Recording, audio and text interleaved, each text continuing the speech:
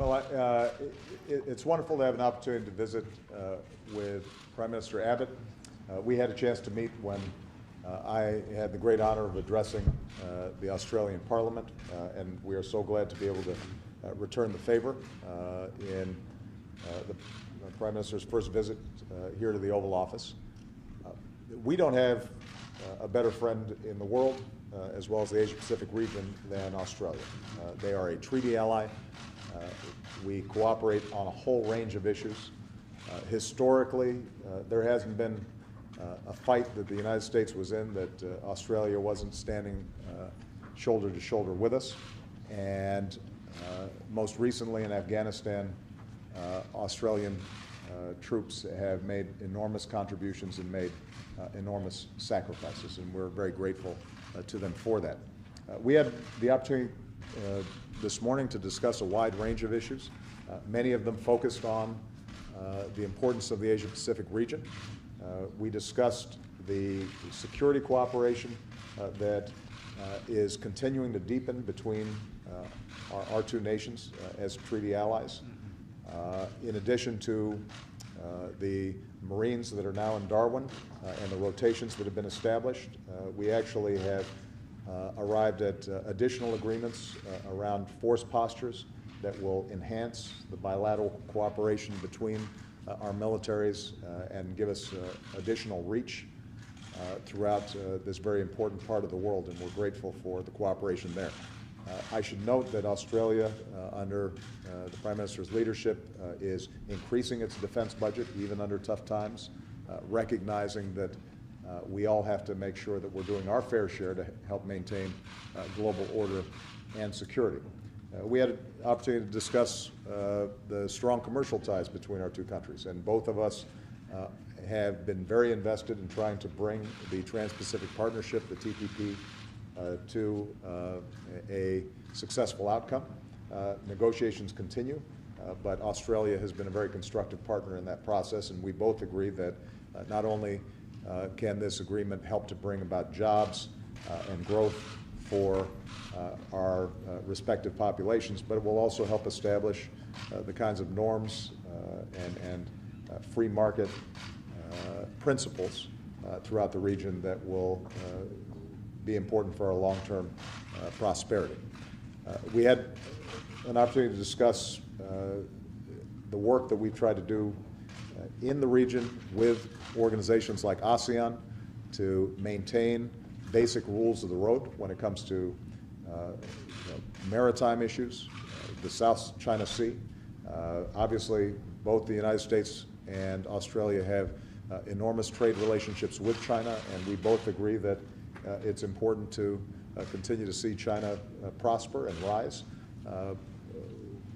But what's also important is that as China emerges as this great world power, that it also is helping to reinforce and abide by basic international law and norms.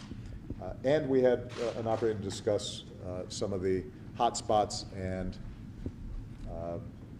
international concerns that are on the front pages of the papers over the last several weeks and months. I shared with him my views after my trip to Europe about the situation in Ukraine and the possibility of still resolving that issue in a diplomatic fashion, but thanked the Australians for joining with us and being firm with the Russians about their need to abide by international law and the application of sanctions and other consequences when they do not. We discussed the situation in the Middle East and obviously the concerns that we have around Iraq and Syria. Both our countries are potentially threatened by jihadists and freedom fighters, as they call them, that are going into Syria, getting trained in terrorist tactics, and then potentially coming back to our countries and could end up being a significant threat to our homeland as well. And we also had an opportunity to talk about North Korea and the continuing threat there and the importance for us to maintain vigilance, including additional coordination around protection from potential missile strikes from North Korea. Finally, I've indicated to the Prime Minister that I'm very much looking forward to visiting Australia, one of my favorite countries to visit,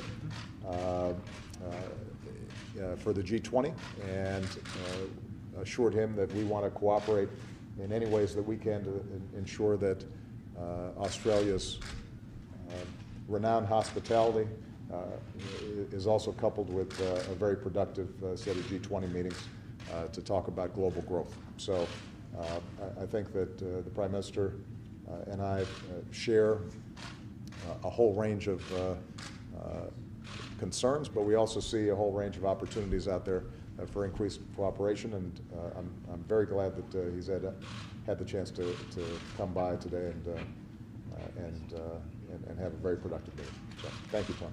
Well, thank you so much, Barack. This has been a really full and thorough engagement over the last hour or so. Obviously, I'm here to thank the United States for its deepening engagement in our region. I'm here to further entrench our security and our economic cooperation.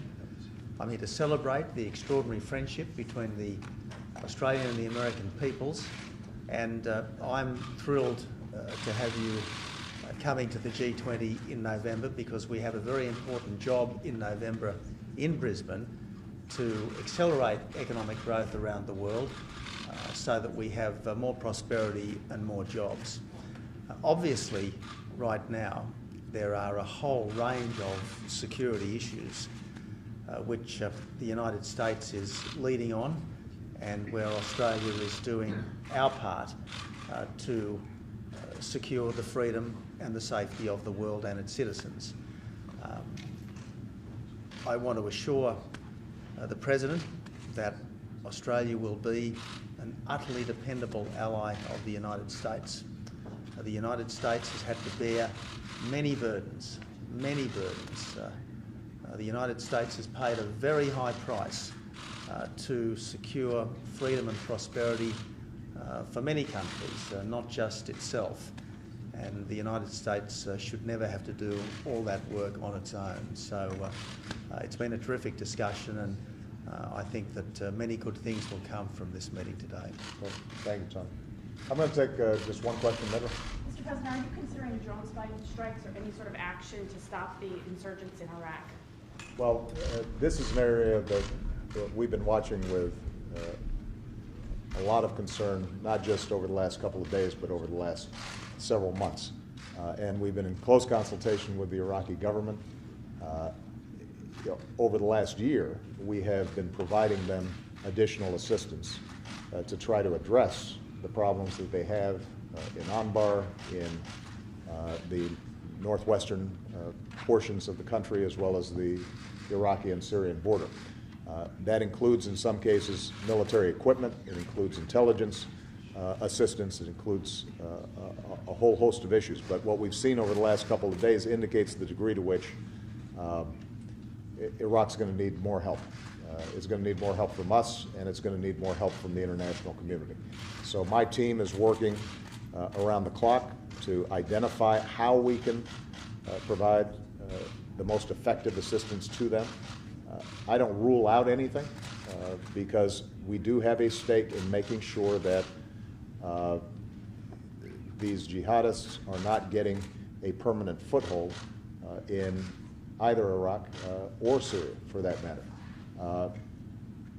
Part of the challenge, and I've said this directly to Prime Minister Maliki, and Vice President Biden has said this in his very frequent interactions with the Iraqi government, is that the politics of Shia and Sunni inside of Iraq, as well as the Kurds, is either going to be a help in dealing with this jihadist situation, or it's going to be a hindrance.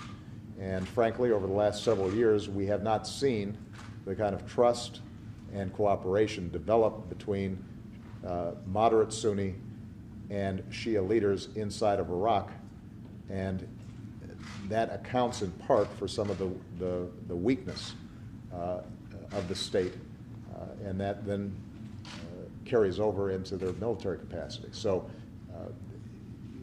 I think it's fair to say that in our consultations with the Iraqis, there will be some short-term, immediate things that need to be done militarily. And our national security team is looking at all the options. But this should be also a wake-up call for the Iraqi government. There has to be a political component to this so that Sunni and Shia who care about building a functioning state that can bring about security and prosperity to all people inside of Iraq come together and work diligently against these extremists. And that is going to require concessions on the part of both Shia and Sunni that we haven't seen so far. Last point I'll make, what's happened over the last couple of days, I think, underscores the importance of the point that I made at my West Point speech, the need for us to have a more robust regional approach to partnering and training partner countries throughout the Middle East and North Africa. We're not going to be able to be everywhere all the time. But what we can do is to make sure that we are consistently helping to finance, train, advise military forces with partner countries, including Iraq, that have the capacity to maintain their own security. And that is a long and laborious process, but it's one that we need to get started. That's part of what the counterterrorism partnership fund that I am going to be calling for Congress to help finance is all about, giving us the capacity to extend our reach without sending U.S. troops to play whack-a-mole wherever there ends up being a problem in a particular country. That's going to be more effective. It's going to be more legitimate in the eyes of people in the region as well as the international community. But it's going to take time for us to build it. In the short term, we have to deal with what clearly is an emergency situation in Iraq. Perhaps, Iraq, I might take one question. David Spears. Mr. President, just on that point you made, there are limitations of American power. What would it take for military intervention, be it in the Middle East, be it in the Asia-Pacific region? Where is the line drawn? Well, I gave a very long speech about all this, so I probably would refer you to that as opposed to repeating it. But the basic principle, obviously, is that we, like all nations, are prepared to take military action whenever our national security is threatened. Where the issues have to do with the broader international order, humanitarian concerns, concerns around the rights to navigation, concerns around our ability to deal with instability or fragile states or failed states and the consequences for populations there and refugee flows. Those sorts of international issues, wherever we can, our preference should be to partner with other countries. We're going to be more effective if we can work with other nations. And that's why, well, that's part of where Australia is so important to us. There are a handful of countries in the world that we always know we can count on. Not just because they share our values, but we know we can count on them because they've got real capacity. Australia is one of those countries.